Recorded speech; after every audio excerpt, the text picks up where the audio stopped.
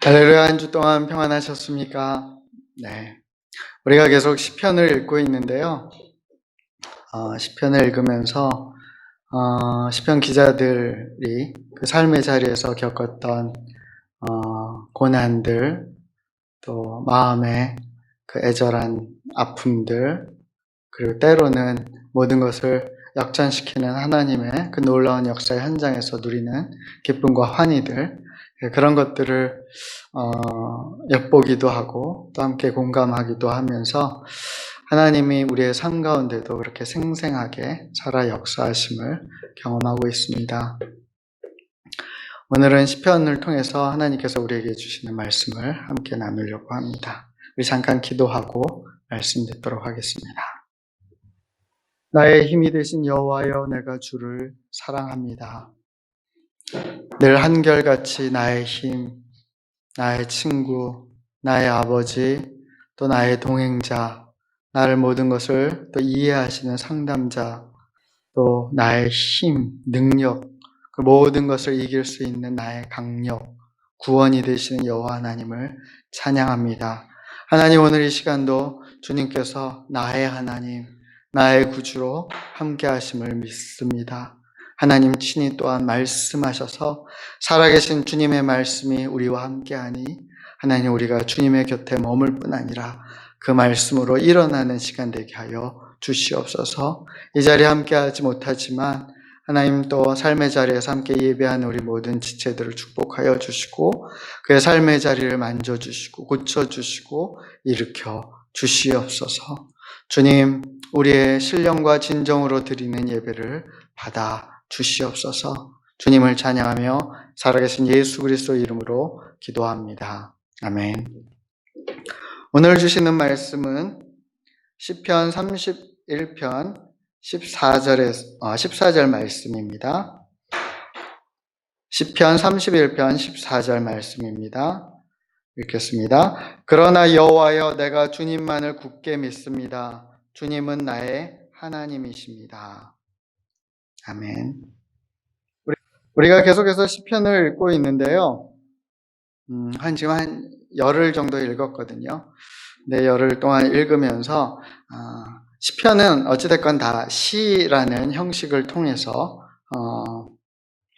메시지들이 전달되고 또 메시지를 우리가 받고 또 그 안에서 하나님을 만나는 어떤 양식이기 때문에 시라는 문학 양식은 굉장히 어떻게 보면 아주 디테일한 부분에서 미세한 부분에서 감정선이 또 전달하는 메시지들이 달라지기 때문에 특별히 다른 어떤 책보다도 성경에 나오는 어떤 66권의 책보다도 이 시편, 시가서는 그 성경의 번역본을 선택하는 것이 굉장히 중요하고 다양한 번역본을 읽는 것이 중요한 것 같습니다. 그래서 우리가 가장 흔하게 접하는 개역 개정판도 읽으시고요. 우리 교회가 읽고 있는 쉬운 성경도 읽으시고 또 이번 부활절 때 받은 우리 메시지 성경으로도 읽으시고 때로는 영어 성경으로도 읽으시고 우리말 성경이나 현대어 성경이나 다양한 버전으로 다양한 언어로 읽으신다면 그 안에 담겨있는 함축적인 메시지들을 우리가 다각도로 만날 수 있지 않을까 싶습니다. 저는 지난주에 개인적으로 좀 이렇게 와닿았던 표현들이 특별히 메시지 성경에서 좀 있었는데 그 중에 하나가 도착하는 순간 마음 놓이고 언제든 문 두드려도 미안한 마음 들지 않는 곳. 네. 이게 시편 9편 10절의 말씀에서 하나님을 묘사하는 대목인데 메시지 성경에서는 굉장히 이렇게 참 와닿더라고요. 그 하나님께 도착하는 순간 내 마음이 놓이고 언제든지 문을 두들겨도 미안한 마음이 들지 않는 곳. 그게 바로 우리 하나님이다라는 표현이고요. 이건 시편 2편 8절인데요. My life is God's prayer. 내 삶은 하나님의 기도라는 영어 표현도 굉장히 함축적이지만 이 안에 굉장히 많은 이야기들, 굉장히 많은 삶의 어떠한 메시지들을 담고 있는 것 같아요. 내 삶이 하나님의 기도인 거예요. 하나님이 기도하는 것들이 사실 내 삶을 이루기도 하고 내 삶의 어떤 순간순간의 여러 가지 사건들과 일어나는 수많은 것들 안에 사실은 하나님의 기도가 깔려 있고 그 이상의 어떤 의미가 있지 않나 싶습니다. 이렇듯 우리가 다양한 성경을 통해서 우리가 시편을 계속해서 읽어갔으면 좋겠고요. 우리가 3주에 걸쳐서 이 시편을 갖고 함께 설교 말씀을 듣도록 하겠습니다. 뒤에 나오는 그 사진은요, 그 영화 아이 로봇이라는 영화의 장면을 좀 캡처한 건데요. 주인공이 좀 범인으로 의심하는 로봇을 향해서 다음처럼 질문합니다. 로봇이 교향곡을 잡고 갈 수 있어? 로봇이 그 하얀 캠퍼스 도화지에 그 명화를 걸작품을 그릴 수 있어? 그렇게 질문할 때 AI 로봇이 이렇게 반문합니다. Can you? 너는? 주인공은 그것에 대해서 할 말을 잃고 말죠. 근데 이 영화가 2004년도 작품이거든요. 그러니까 사실 이런 대화지 요즘 같으면 AI 로봇이 뭐 이런 식으로 돌려 얘기하지 않죠. 우리는 교향곡도 작곡할 수 있어. 우리 명화 수없이 그릴 수 있어. 어떤 문학 작품도 우리는 다 만들 수 있어. 너는? 이렇게 오히려 당당하게 아마 얘기할 것입니다. 포엣이라는 웹사이트가 있더라고요. 이 사이트는요, 계속해서 시를 여러 개를 계속해서 이제 보여줘요. 시를 여러 개 보여주면서 이게 시인이 쓴 시인지 아니면 인공지능을 장착한 봇이 쓴 시인지 튜링 테스트하게 하는 거예요. 어느 게 봇이 쓴 작품인지 아니면 아닌지를 계속 튜링 테스트하게 해서 과연 인공지능을 통해서 이 시작이 얼마나 가능한지 그 결과물이 얼마나 좋은지에 대해서 계속 튜링 테스트하는 그런 거예요.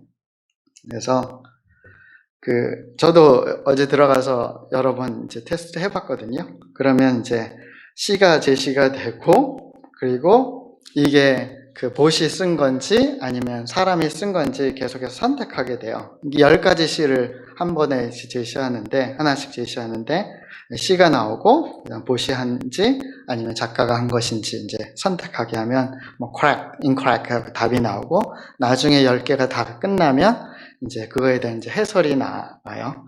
저는 이게 영어니까 더 느낌이 없어서 그런지 절반도 못 맞히겠더라고요. 그러니까 시라는 어떤 그 문학 작품, 어떻게 보면 아주 함축적인 단어들을 통해서, 우리 인생에 대해서 표현하고 있는 시라는 문학 작품이 이 결과물로만으로는 사실은 이게 정말 사람이 쓰는 건지 아니면 뭐 인공지능이 쓰는 건지 사실은 쉽지가 않아요, 알아보기가. 그런데 여러분, 이 시를 쓴다는 거, 특별히 이 시를 쓴다는 게 굉장히 쉬운 것 같지만 어려운 거잖아요. 저도 중고등학교 시절에 시가 너무 짧잖아요. 산문 이런 건 너무 길어서 도저히 못 쓸 것 같은데, 소설 같은 것도 못 쓸 것 같지만 시는 짧으니까 나 시인 돼볼까? 막 그래서 시를 막 써본 적이 있거든요. 비슷하게 흉내는 낼 수 있지만 진짜 시 같은 시를 쓰는 것은 사실 어렵더라고요. 왜냐하면 사실 제 인생의 경험이나 제 안에 사실 그만큼 우러낼 수 있는, 함축시킬 만한 어떤 배경이 없기 때문에 그렇죠. 시인 한 사람이 한 편의 시를 쓰기 위해서는 사실 오랜 세월 동안 인생의 수많은 경험들을 하고 그 안에 뭐 아픔들, 뭐 시련들, 병상의 체험들, 상처받는 거 아니면 역사의 현장, 뭐 일제처럼 역사의 어떤 현장, 어떤 불면의 밤들을 지새우기도 하고 사랑하고 가족과 어떤 시간들을 보내고 여행하고 뭐 그런 일상적인 수많은 시간들을 겪은 후에 마치 한 송이 국화꽃을 피우기에 봄부터 서쪽 새는 그렇게 울었나 보다라는 시처럼 그렇게 그 하나의 한 편의 시를 만들기 위해서는 사실 오랜 동안 그런 울음과 아픔과 웃음과 그런 경험들이 사실 누적되는 거죠. 하지만 제가 그 내용을 찾아보니까 인공지능 그 봇은 그 정도 세월이면 한 100만 편의 시도 뚝딱 완성할 수 있다. 뭐 이런 설명이 있더라고요. 그리고 그 중에 한 10분의 1인 10만 편 정도는 사람이 쓴 시와 구별할 수 없고, 그 중에 한 또 100분의 1인가 만분의 1인 한 1000편 정도는 뛰어난 시인의 작품이다라고 평가받기도 하고, 그 중에 10편 이상은 와, 이거는 당대의 걸작이다라고 사람들이 평가하기도 한다고 해요. 왜냐하면 이 AI가 수많은 그 시 데이터들을 모으고 단어들을 모으고 언어들을 모아서 사실 그것을 잘 조합해내기 때문에 그런 일들이 가능한 거죠. 하지만 여러분, AI 로봇이 어떤 마음의 아픔을 표현하는 시를 굉장히 잘 표현했다고 생각해 보세요. 프로그램에 의해서, 많은 데이터에 의해서 그런 것을 아주 엄선해서 잘 만들었다고 생각해 보십시오. 우리는 과연 마음이 없는, 하트를 갖고 있지 않는 AI가 쓴 그런 마음 아픈 시에 어떤 공감대를 형성할 수 있을까요? 아무래도 요새 시편을 읽고 있기 때문에 제가 요새 시들을 찾아보는데요. 천산변 시인의 귀천의 한 부분, 나 하늘로 돌아가리라, 아름다운 이 세상 소풍 끝내는 날 가서 아름다웠더라고 말하리라. 한용호님의 님의 침묵, 님은 같습니다. 아, 사랑하는 나의 님은 같습니다. 날카로운 첫 키스의 추억은 나의 운명의 지침을 돌려놓고 뒷걸음쳐서 사라졌습니다. 나는 향기로운 님의 말소리에 귀먹고 꽃다운 님의 얼굴에 눈 멀었습니다. 우리는 만날 때 떠날 것을 염려하는 것 같이 떠날 때 다시 만날 것을 믿습니다. 아, 님은 같지만 나는 님을 보내지 아니하였습니다. 제 곡조를 못 이기는 사랑의 노래는 님의 침묵을 휩싸고 돕니다. 우리 윤동준님의 서시, 죽는 날까지 하늘을 우러러 한 점 부끄러 먹기를 잎새에 있는 바람에도 나는 괴로워했다. 뭐 이런 시들이 어떤 우리의 어떤 마음 깊은 것을 이렇게 터치하고 감동을 주는 이유는 이게 그냥 단어의 조합이 아니라 시인의 어떤 인생의 아주 깊은 체험들에서 우러나온 것이기 때문에 그렇죠.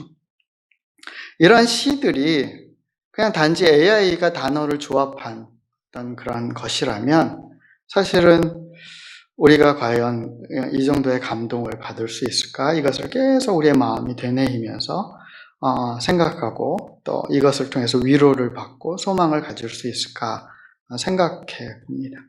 물론 AI가 이것을 쓸 수는 있겠지만 실제로 뭐 AI가 하늘로 돌아가는 것도 아니고, 그리고 뭐 어떤 인간과 인간의 그 만남 속에서 그 말소리에 귀먹고 뭐 그 님의 얼굴에 눈 먼다, 이런 표현들이 사실 AI에게는 의미 없는 단어일 뿐인 거죠. 잎새에 있는 바람에도 나는 괴로워했다. 여러분, 시는 단지 적절한 단어의 조합이 아닌 거예요. 그런 단어의 조합이라면 AI에게 시작을 맡기는 게 가장 적합하죠.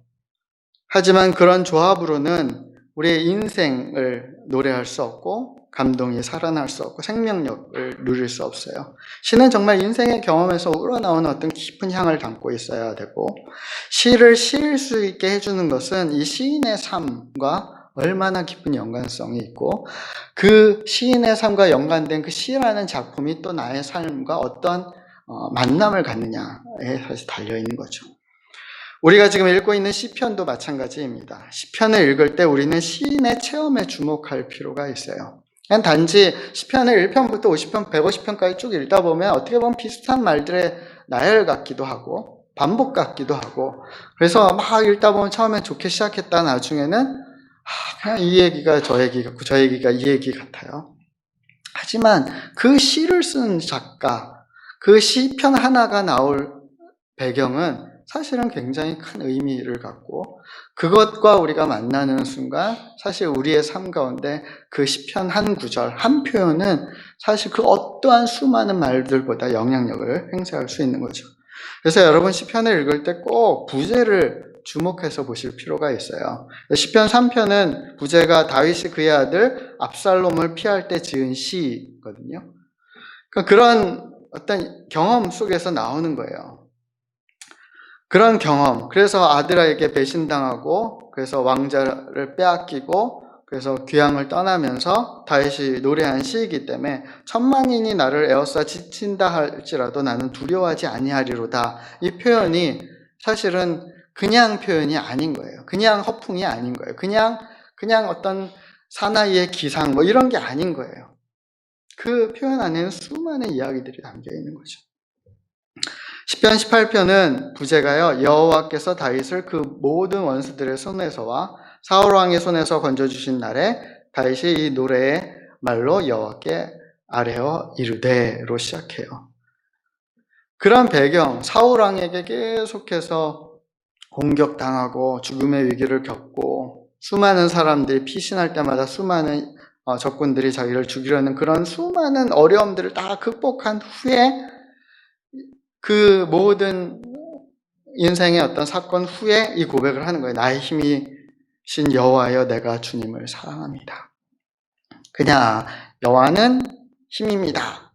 그냥 이런 어떤 공식이 아니라 다윗 안에는 그 수많은 어떤 역경을 이겨내기, 죽을 고비를 이겨내게 하신 진짜 내 힘은, 진짜 나의 힘은, 진짜 나의 생명은 당신입니다. 라고 고백하는 거죠. 시편 51편은 다윗이 밧세바와 동침한 후에 선지자 나단에게 책망 들은 후에 쓴 책이죠. 그래서 그런 어떤 배경 속에서 나의 죄악을 맑게 씻으시며 나의 죄를 깨끗하게 제하소서, 보소서 주께서 중심이 진실함을 원하시오니 내게 지혜를 은밀히 가르치시리로다. 우술초로 나를 정케 하시옵소서. 주의 얼굴을 내 죄에서 돌이키시고 내 모든 죄악을 씌워주소서. 하나님이시여 내 속에 정한 마음을 창조하시고 내 안에 정직한 영을 새롭게 하소서. 이러한 표현들이 사실 그런 어떤 다윗이라는 한 사람의 인생 속에서 우러나오는 것일 수 있어요. 근데 이런 어떤 인생의 수많은 다양한 이야기들, 그것을 통해서 내가 느끼는 어떤 감정들, 그것을 통해서 내가 고백하고 싶은 어떤 간절한 마음들, 이런 것을 가장 사실 적절하게 표현할 수 있는 양식이 시라는 양식인 것 같아요. 왜냐하면 시는 산문하고 좀 다르잖아요. 그러니까 산문은 모든 것을 다 하나하나 설명하고 이어가야 돼요. 하지만 시는 그 수많은 구구절절 긴 설명들을 함축적인 한마디, 한 문장에 담아낼 수 있어요. 사랑의 고백을 한번 생각해 볼까요? 나 너 사랑해. I love you 라는 어떻게 보면 단어 3개의 조합. 별거 아니고 너무나 흔한 표현이지만 그것이 정말 사랑하는 두 남녀, 사랑하는 어떤 사람, 어떤 스토리를 갖고 사연을 갖고 있는 사람이 어떤 많은 시간들을 함께 보낸 후에 이 나 너 사랑해 라는 표현을 할 때 그 세 단어는 그냥 단지 단어의 조합이 아닌 거죠. 그것은 시와 같이 함축적인 큰 메시지를 담고 있는 장황한 100마디의 말보다 이 한마디가 사실은 진짜인 거죠. 그래서 사랑에 고백할 때 장황 막 설명을 하고 논증을 하고 내가 너를 사랑하는 이유는 이거고 내가 너를 이러하고 내가 어떠 했고 야 증인을 내가 좀 불러올게 증인을 나와보세요 내가 이렇게 이 사람 사랑하는 거 맞습니까? 뭐 이런 식으로 사랑 고백을 하지는 않죠.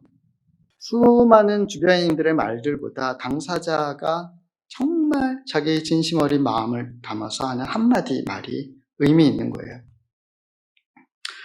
그래서 시라는 양식, 성경에 나오는 시라는 양식, 기도문이라는 어떤 양식은 사실은 그래서 그 단어 하나하나 안에 어떻게 마음을 담고 인생을 담고 우리의 삶의 무게를 담는가가 너무나 중요하죠. 마태복음 6장에 보면 예수님께서 제자들에게 이렇게 말씀하세요. 기도할 때 이방인같이 중언부언 그렇게 하지 마라. 그들은 말을 많이 하여야 들으실 줄을 생각하느니라. 그러므로 그들을 본받지 말라.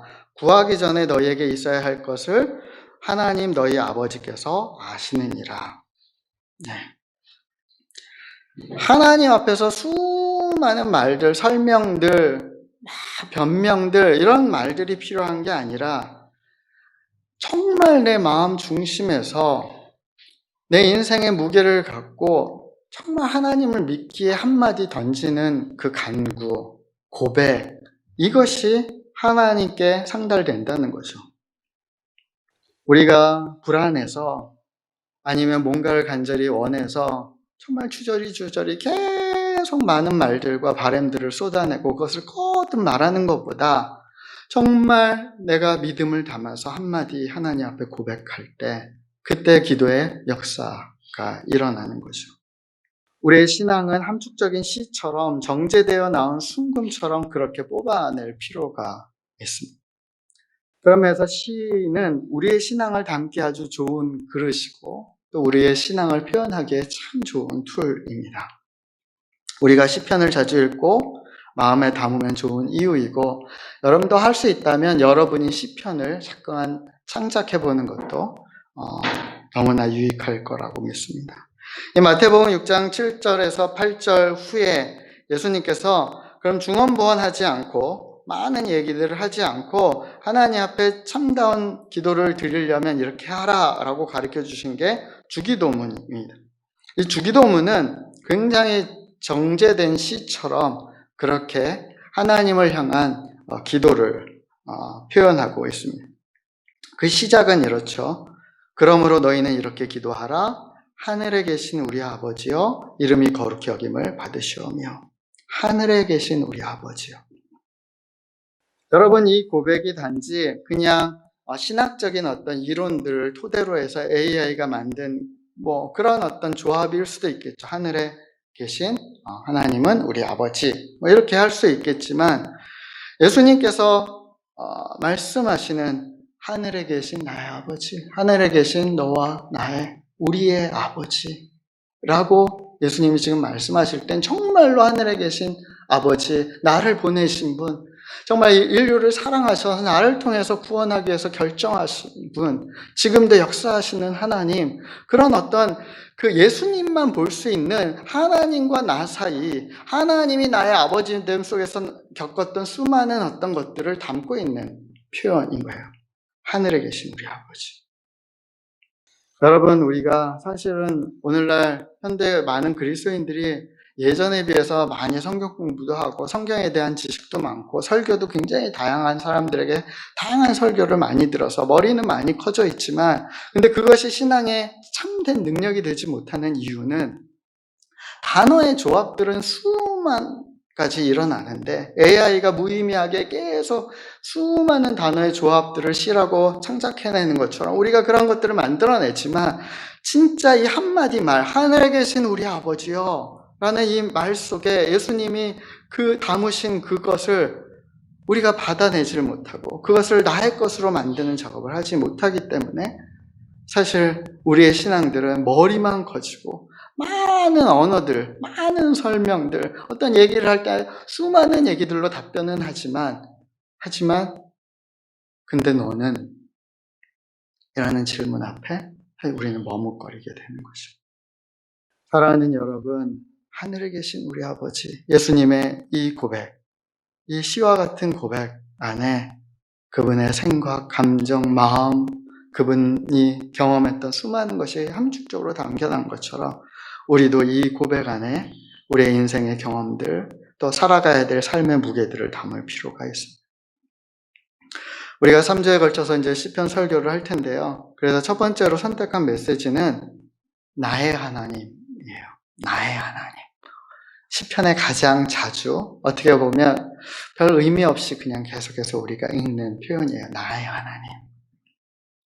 때로는 이 나의 하나님이라고 얘기할 때 그 시편 기자는 사랑의 고백으로 그 표현을 써요. 때로는 간절한 간구로 나의 하나님. 때로는 울부짖음, 내 고통스러운 삶의 현장에서 나는 어떤 말들을 할 수가 없어서 오 나의 하나님. 이 나의 하나님이 시편에 너무 많이 나오지만 그 나의 하나님이라는 이 두 단어는 사실은 너무나 다양한 인생의 이야기들을 담고 있고 메시지들을 담고 있고 감정을 담고 있고 마음을 담고 있어요. 나의 하나님. 여러분이 나의 하나님이라고 고백할 때, 말할 때, 노래할 때 그 안에 여러분은 어떤 하나님을 그 안에 담고 있어요. 어떤 하나님과의 만남을 담고 있어요. 이 고백은요, 시편으로 얘기하면 다윗이 제일 많이 했고, 아삽이나 고라자손, 모세, 여러 인물들의 것이었어요. 하지만 시편을 읽어가면서 지금은 나의 시편, 나의 고백, 나의 표현이 될 필요가 있어요. 그때 진짜 이것이 나에게 의미로 다가오게 되는 거죠. 우리가 너무나 잘 아는 김춘수의 꽃. 내가 그의 이름을 불러주기 전에는 그는 다만 하나의 몸짓에 지나지 않았다. 내가 그의 이름을 불러주었을 때 그는 나에게로 와서 꽃이 되었다.처럼 나의 하나님, 나의 아버지, 나의 하나님, 나의 구주시여, 나의 주님 이라는 이 표현, 이 부르짖음, 그 이름을 부를 때 그때 하나님이 내 안에 들어오셔서 내 삶의 의미가 되고 내 인생에 큰 울림을 만들어내시는 거죠. 여러분, 시편에 나오는 이 나의 하나님이라는 이 표현을 단지 적절하게 엄선해서 조합한 종교 용어들의 나열 속에 그냥 함몰시켜서는 안 됩니다. 여러분, 우리가 시편을 읽으면서 자꾸만 종교 용어들의 나열, 어떤 조합, 그 안에 자꾸만 갇히거나 그것을 묶어버리면 그런 우를 범하면 되지 않아요. 나의 하나님, 이 짧지만 이 충분한 표현 속에서 우리는 우리 인생의 수많은 이야기들을 담아내야 되고 표현할 수 있어요. 나의 고백으로 변화시킬 수 있습니다. 오늘 본문 말씀, 그러나 여호와여, 하나님, 내 인생에 이런 수많은 우여곡절이 있지만 그러나 여호와여, 내가 주님만 믿습니다. 주님만 굳게 믿습니다. 주님은 나의 하나님이십니다. 주님은 나의 하나님이십니다. 이 표현 한마디 속에 이 시편 기자의 믿음이 담겨 있고 그의 인생을 다 지금 아우르고 있는 거죠. 보듬어 안고 있는 거죠. 의심 많은 도마에게 예수님께서 나타나셔서 그 못 박히신 손과 창에 찔리신 그 옆구리의 찬상에 직접 손을 넣도록 허락하시죠. 그 예수님을 그렇게 만난 후에 비로소 도마는 고백합니다. 나의 주님, 나의 하나님. 이전에 도마가 그냥 주님 따라가려면 어떻게 해야 되죠? 주님 이건 어떤 내용이죠? 성경에 이런 건 뭐죠? 그렇게 수없이 주님을 불렀고 말했지만 지금 그 찬상에 손을 놓고 부활하신 예수님과 만난 후에 당신은 나의 주님, 나의 하나님이다 라는 고백은 너무나 다른 고백일 수 있어요. 이 고백이 가능했기 때문에 도마는 그 이후의 교회사 기록을 보면 인도까지 가서 열방까지 가서 거기서 복음을 전하다가 결국은 십자가에 거꾸로 못 박혀서 죽는데 죽는 순간까지도 나의 하나님 감사합니다. 나의 하나님 내가 주님께 맡은 사명을 다했습니다. 감사 찬양하면서 떳떳하게 기쁘게 능력 있게 그 생을 마무리합니다. 이 나의 하나님을 고백하는 수많은 시편을 우리는 만나게 될 거예요. 그 시편을 만날 때마다 우리는 그 메시지 안에서 그 시편 기자의 고백뿐 아니라 나의 하나님, 서동욱의 하나님을 만날 필요가 있는 것이죠. 우리 시편 18편을 잠깐 보시면 나의 힘이 되신 여호와여, 내가 주님을 사랑합니다. 여호와는 나의 반석, 나의 요새, 나의 구원자이십니다. 나의 하나님은 피할 바위이십니다. 주님은 나의 방패, 구원하시는 뿔, 나의 산성이십니다. 내가 찬양받기에 합당하신 여호와께 부르짖으니 그가 나를 수많은 원수들로부터 구하실 것을 확신합니다. 죽음의 줄이 나를 묶고 멸망의 물살이 나를 덮쳤습니다. 무덤의 줄이 나를 묶고 죽음의 덫이 나를 덮었습니다. 고통 중에 내가 여호와를 불렀고 나의 하나님께 도와달라고 부르짖었습니다. 저가 성전에서 내 목소리를 들으셨으며 울부짖는 내 외침에 울부짖는 외침이 그의 귀에 들렸습니다. 지금 다윗은 고난의 현장 속에 있어요. 죽음의 줄이 나를 묶고 있고 멸망의 물살이 나를 덮치고 있는, 무덤의 줄이 나를 꽁꽁 묶고 있고 죽음의 덫에 잡혀있는 그런 아주 극심한 고통 속에 있어요. 그럼 AI적으로 그냥 이런 고통이 있으니까 그러면 이 고통으로부터 해결책은 뭘까? 그럼 피할 바위, 용세, 산성, 방패, 이런 구원의 뿔, 이런 것들을 쭉 나열할 수 있겠죠. 실제로 이 시편 18편은 그런 것들이 많이 반복해서 나열되고 있어요. 하지만 그렇게 AI와 같이 이런 문제와 이런 해결책을 연결시키는, 해답을 찾는 것 같은 이것은 물론 AI도 가능하지만 AI나 아니면 그런 어떤 논리적인 방법으로 해결할 수 없는 한 가지가 있는데, 그것은 나의 하나님이라는 고백이에요. 나의 하나님.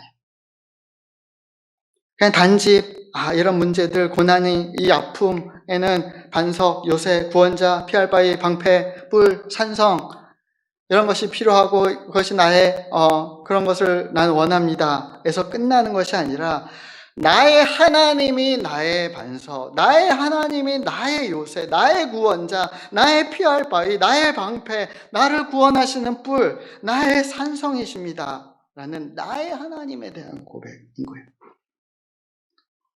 나의 하나님, 이 외마디의 외침 속에 우리의 신앙은 비로소 구원을 만나게 되고 참된 삶을 찾아가게 되는 것입니다. 그래서 이 나의 하나님을 고백하는 사람들은 시편 42편처럼 마치 목마른 사슴이 시냇물을 찾아 헤매이듯이, 이 물을 이제 발견하지 못하면 기근으로, 목마름으로, 갈증으로 죽을 수밖에 없어서 이제 눈에 베이는 건 물밖에 없는 이 사슴처럼 하나님 없이, 나의 하나님 없이는 내가 살 수 없음을 깨달은, 고백하는 사람들이 마치 그것처럼 하나님을 찾고 나의 하나님이 어디 계신가를 찾는다는 거예요.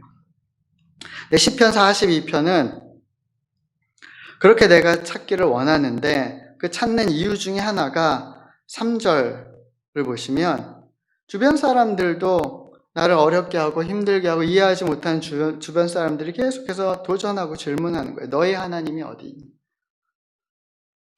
어떻게 보면 오늘날 세상에 수많이 일어나는 사건들 속에서 사람들은, 그 사건들은 때로는 그 배후에 있는 영적인 세력들은 우리에게 계속적으로 도전적으로 이야기할 거예요. 너의 하나님은 어디니?